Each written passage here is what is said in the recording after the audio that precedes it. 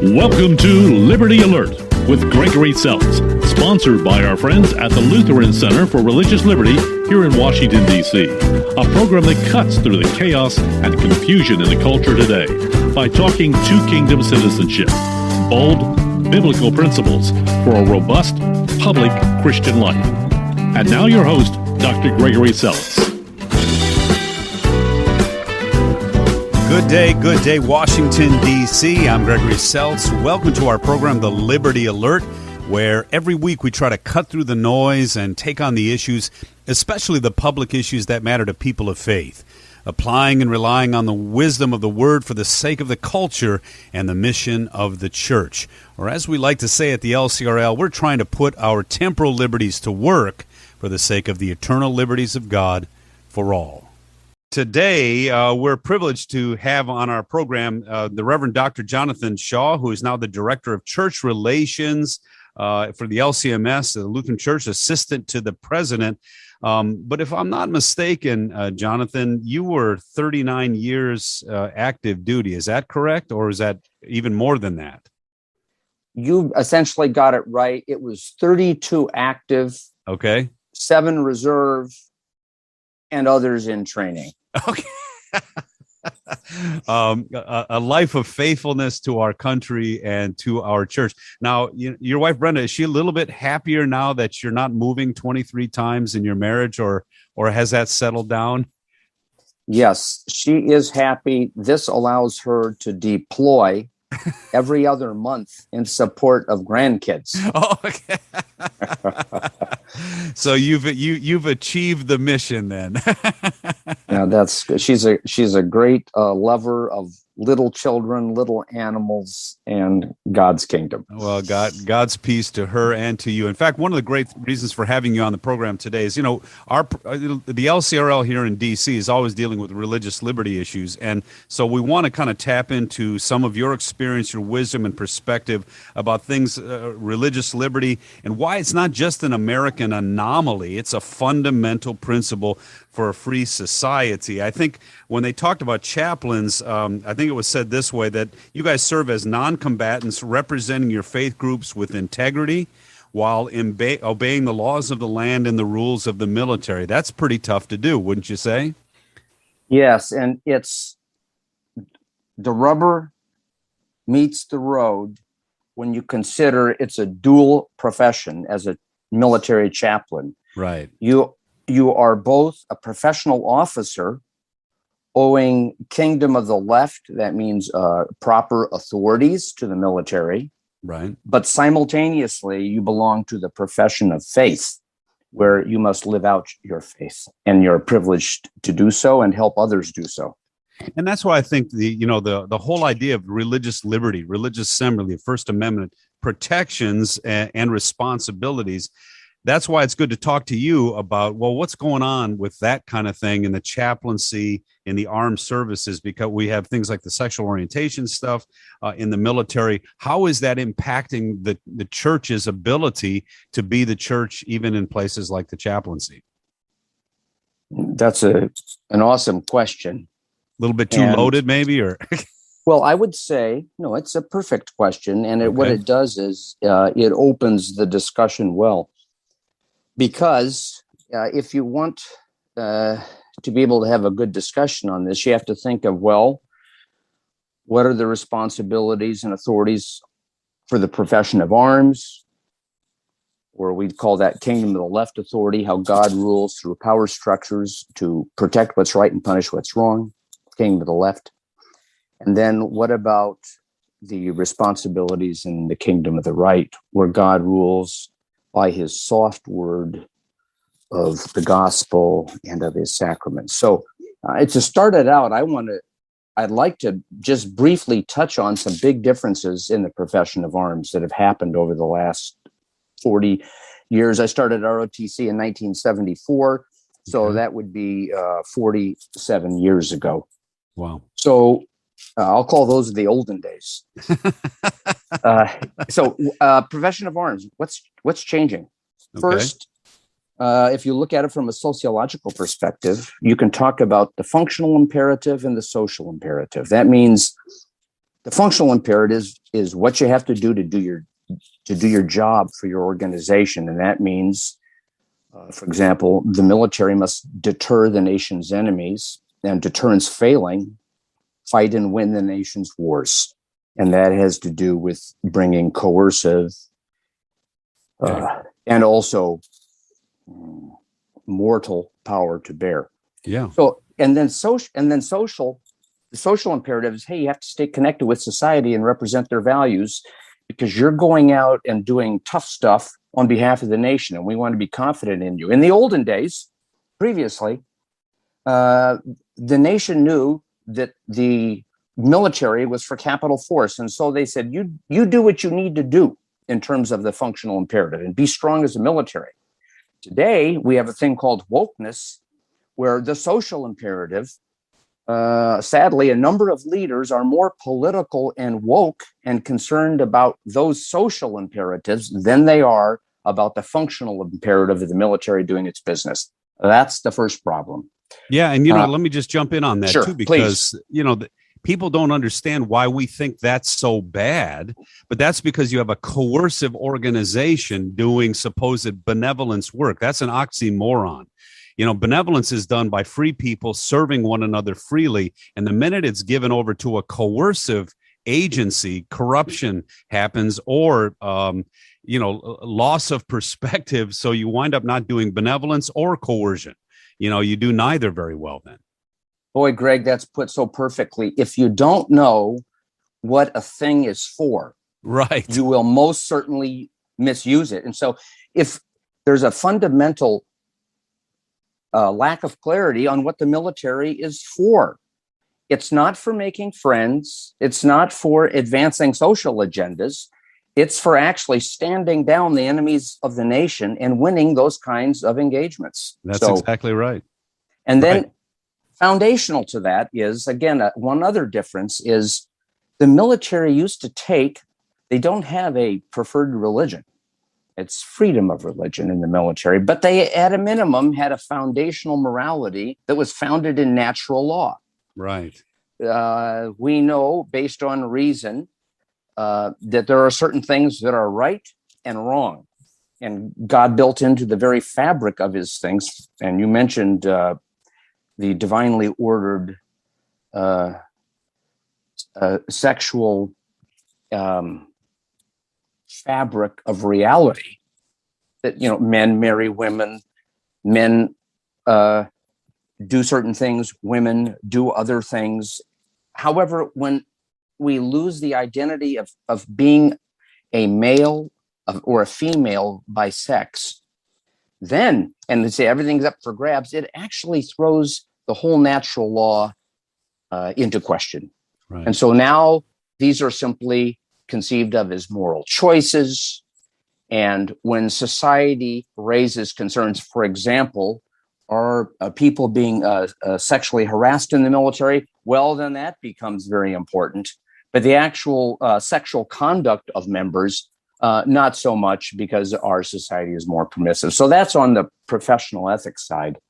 Right. And then on the profession of faith side, it's absolutely essential from the confessional Lutheran perspective that chaplains in particular to be able to preach the entire word and will of God unfettered and help service members live out their faith freely in the public square. And that's also become a problem as what I put into the general category of wokeness or political correctness comes in, where some in the military, not all, have said, well, you can live out your faith, but chaplain, that's just behind chapel doors, which are closed, but not in the public square. Thank you.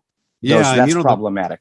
And the funny thing about this, people don't understand that the church, and when we say church, we're using it in a broad sense here, because we're talking about moral institutions, free institutions, institutions that understand that there's a higher authority than just the command structure that you're dealing with here. Oftentimes people don't understand that's a check on power. that's a blessing to everybody. And so when the church is actually doing its job, it serves the function of making sure that the things of Caesar, what we're talking about here, these kind of left-hand kingdom things, they don't get out of control, because power, when overwhelming power in something like the military or the government can suddenly squash individuals in a heartbeat. And that's one of the functions of being God's people in a particular society. And again, like you said, living that out as a conscience person, that's part of your job, even in the military, right? Absolutely. And it's not a matter, as a military chaplain, it is not a matter of me pressing my rights over the institution so that I can do what I want to do. That's not the culture or image. Rather, it's that the church has called me into the military, and I am to show forth the life of Christ. It's Right. not about me. I am commissioned to bring that kind of support to soldiers and sailors and airmen and their families. It's not about me. It's about the faith itself. And the Department of Defense has a huge vested interest in empowering people at the basic level of meaning and purpose, which is the relationship to God, and then their family, a nation, and all others. Yeah, I love the image that I always come up with is that you've got the physical medic, and then you've got the spiritual medic. And our country saw the wisdom of putting chaplains in the field with their people. You guys don't bear arms. I know you're protected by, you've always got someone looking out for you, but you're right there in the middle of the battle with a message that goes even deeper than the battle itself. So, let me ask this one last question on that then. But it would seem to me that the rules of engagement, using that kind of terminology, like how can you serve your people? How can you serve your fellow Lutheran who happens to be in the military and you're their chaplain? It seems like it's getting tougher and tougher to actually serve even those within your own kind of denominational profession, because the rules of engagement of the kind of secular world are now redefining what it means to be chaplain, even in places like the military. Is that correct? Would that be a good assessment of that? Is that where we're going? George, I'm going to answer that. George Patton said, it is, we learn a lot about leadership from a bowl of spaghetti. Okay. It is infinitely more difficult to try to push a noodle of cooked spaghetti from the rear and get it to where you want it to go than it is so much easier to take that piece of cooked spaghetti and pull it where you want to go. Okay. So a leader, which is also a chaplain, needs to lead. Right. He leads from up front, and he shows the way. Now, it's true, you have to develop consensus and not be obnoxious in how you lead people. Right. But with his commander, he should say, this is what I can do. This is how I'm supporting your soldiers to make them stronger from the inside out. And then to find a way to help resource it, because money and time matter. Same thing, the chaplain leads from up front. He takes every opportunity to conduct worship services for that audience that he has, to administer Christ's gifts of the sacrament, and to provide whatever pastoral care he can wherever he is, doing it in a context which is faithful for his ordination and call by his church. So I think chaplains have to get out front, remember the spaghetti, and lead. Remember the spaghetti. I will never forget that. Now, remember the spaghetti. All right. Well, speaking of spaghetti or a bowl of mess, you are now in your new capacity as Director of Church Relations. You're involved with an issue that's happening in Finland with Pastor Pohjola and Minister Rossinen. who are two people or faithful Christian folks who are now in the crosshairs of the government because they believe and profess in traditional marriage biblically, and also the traditional differentiation, the equality of the sexes, but the differentiation of the sexes, and then the biblical version of healthy sexual practice within marriage. That's now illegal in Finland. What is it called? The ethnic agitation law. And so, again, you're part of that. Can you kind of let people know what's happening with that, what this is really all about, and then how we're engaged with that issue in Finland? In about 2005, Pastor Juhanna Pohjola was already speaking in the public square that to be a Christian and to believe in Christ means to live with Christ and according to his word. And this has distinctive, divinely blessed male-female relationships built into it, as you mentioned. Right. So he was already being persecuted and by the Finnish government back in 2005. And for his bold stand, he received the Saber of Boldness Award from the journal Gottesdienst. Okay. Within a couple of years, the prime minister, who was the Secretary of the Interior, Päivi Räsänen, had published a confessional Lutheran member of parliament, had published a book. She's a doctor, medical doctor, on male-female relationships and God's divine order for it, which is good for people. Mm-hmm.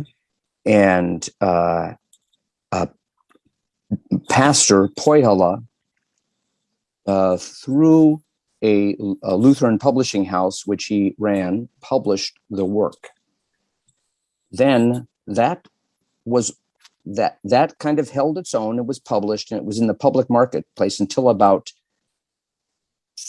15 years later, approximately 15 years later, when a new aggressive attorney general for the Finnish nation state, although there had been previously an investigation of this work, and the police had found no hate speech in it whatsoever. In fact, it said that all people should be treated with respect because God has created them all, right, and loves them all, but that in no way contradicts the word of the gospel and the enduring eternal law of God. So she had already been vindicated by the police. They had found nothing. However, an aggressive prosecutor opened it up and said, this amounts by saying that God made Adam and Eve and humanity for male-female relationships and did not create people homosexuals. That's the word. That's the sentence that is problematic to the prosecutor. Okay. He said, this is hate speech, and therefore there are cases both against her, a fine Christian woman, and also against now Bishop Juhanna Pohjola. Yeah, it's funny to me that ethnic agitation law, I mean, when you break that down, I don't understand how even the idea of homosexuality is an ethnicity. The idea of the definitions here, that these are conscience issues. These are how do we practice our sexuality issues. And now we're saying that the state is going to determine what a healthy sexuality really is. And if you've ever met a lot of people, functional government types, they're the last people we want defining healthy sexuality, as far as I'm concerned. But that's another program altogether. But again, when you think about this, how did we get to the point where I call them secular blasphemy laws? That's what we're up against here, right? This is in some ways I would characterize as the theology of debt. What do I mean by that? When the church doesn't preach strongly on the entire revelation of God's will, when Christians don't openly practice as Christians and cite the wonder and joy of sexually complementary and yet distinct functions as man and wife. When the church does not engage publicly in support of those who are suffering, there's a debt that happens, that accrues. And so the government is very happy, as in the Finnish case, and also in other secular governments, of which the United States is becoming one of them, to say, because they do not understand the purpose of government, to say, well, we will make rules and prosecute those who don't support our understanding of meaning and power. They have moved from, in all such cases, they fail to understand the purpose of government is understanding threats to the people. And so it's like a military action. That's what the government is for, to protect what is right and punish what is wrong. And then they, on the external side, and they interpret it in such a way that they're moving into the realm of the church. Right. Of internals, of the free heart, which lives out the faith freely by word and deed in Christ. And they start pressing on internals instead of keeping to their externals, which is what God placed government for. Yeah. And, it's funny to me. I always try to get this out of the particular issue of the day because it's so fraught with heart language and passion. Even if we talk about living together, for instance, and we've talked about in our churches, we say, that's one of the ways to destroy intimacy. It's one of the ways to actually you destroy your relationship to God, because He doesn't want you to be living that kind of frivolous life with someone and literally taking the commitment that you should have for them and dismissing that, but literally trying to then take all the blessings that come with that commitment without saying, I really, really love you, and in marriage. And we could now, even that, something like that would become hate speech, I would imagine. I mean, I'm sure there are people in our pews right now, if I said what I just said there, they would say, well, I don't appreciate that. I mean, our culture doesn't appreciate that. And people don't understand. We could be going to the point where you can't even say things like this. Yeah. We, as the people of God, need to press an offensive. And it certainly does include speaking up regarding laws which are either helpful to the moral fabric of society or harm it. Mm-hmm. For we are citizens and we must act that way. But even above that, we must show by our words and deeds the heart of Christ that we have, and speak up for those who are wrongly prosecuted. Provide hospitality for those whose life is truly endangered, who are being prosecuted, and who suffer all kinds of ill effects of the deep state because they live out their faith. So we need an engagement of wisdom, right, regarding law and policy, but also of rich love and always the proclamation of the word coming from the pulpit into the ears of the hearers and into the lives of the public through them. Yeah, I think, when the Bible talks about be wise as serpents, harmless as doves, it's that differentiation of this work that we've gotten a little bit lazy on that, or been kind of scared out of the public square. I think I like it, when we talk about God's no, you just said it, there are certain things, press and offensive. There are certain moral teachings that prevent us from even worse destruction. They may not change our hearts, they may not save us, but they sure prevent us from going over the edge. Today, all that kind of discussion is talked about as hate speech because it's a no. But I love how Chesterton said it when I started to understand that God's no, his barriers that he put in place in my life, that was so that freedom could run wild properly in my life. And that's a whole different perspective. Even God's no is out of love, right? Indeed. And Christ, of course, puts it best. He said, if the Son shall make you free, right, then you shall be free indeed. When you have God is your God through his righteousness and forgiveness given in Christ and his Spirit in your heart, then you desire to do the things of God, which we have from his revealed 10 commandments. And we want to live out lives which reflect that goodness in every way. So we cannot just say, woe is me, and turn inward. We must live out our faith more than ever, because that's where the devil is attacking. Well, I love what you said. Thank you for being with us today, Dr. Shaw. I will never forget. Every time I look at a bowl of spaghetti now, I'll think about leadership. Thank you for that. And we will talk about pressing the offensive. I think people think of that as something that church people shouldn't do, and they don't realize that we have a role to play in culture as well, for the sake of culture, and even as we serve individuals and try to share the good news of the gospel. So thanks again for your perspective today. Thanks for bringing us that wisdom that comes from the chaplaincy, being in the middle of the battle, and God bless your work in church relations and all that's going on. Thank you, brother. Lord, it's great to be with you. My privilege. You know, it was great to have been with Colonel Shaw. I especially love to talk to the chaplains, because they're really, truly in the middle of these kinds of questions, because they have both a service to the church and a service to the state as part of their job.